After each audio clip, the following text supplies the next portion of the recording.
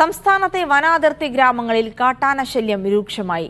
ഇടുക്കി കാന്തല്ലൂരിലും എറണാകുളം കോതമംഗലത്തും ജനവാസ മേഖലയിലെത്തിയ കാട്ടാനക്കൂട്ടം വ്യാപക നാശനഷ്ടങ്ങളാണ് ഉണ്ടാക്കിയത്. അതിരപ്പള്ളി മലക്കപ്പാറ സംസ്ഥാന പാതയിൽ കബാലി എന്ന കാട്ടാനയും എത്തി.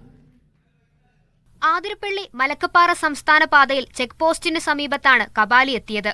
കോതമംഗലത്ത് ജനവാസ മേഖലയിലെത്തിയ കാട്ടാനക്കൂട്ടം വ്യാപക നാശനഷ്ടങ്ങൾ ഉണ്ടാക്കി. കീരമ്പാറ, പുന്നേക്കാട്, കൃഷ്ണപുരം എന്നിവിടങ്ങളിലാണ് കാട്ടാനക്കൂട്ടം എത്തിയത്. ഇടുക്കി കാന്തല്ലൂരിലെത്തുന്ന വിനോദസഞ്ചാരികൾക്കും പ്രദേശവാസികൾക്കും ഭീഷണിയായി വൃന്ദാവൻ മലയിലാണ് കാട്ടാനക്കൂട്ടം തമ്പടിച്ചിരിക്കുന്നത്. പ്രദേശത്ത് വ്യാപക കൃഷിനാശവും ഉണ്ടായി. കാട്ടാനശല്യം പരിഹരിക്കാത്തതിൽ വനംവകുപ്പിനെതിരെ വ്യാപക പ്രതിഷേധവും ഉയരുന്നുണ്ട്.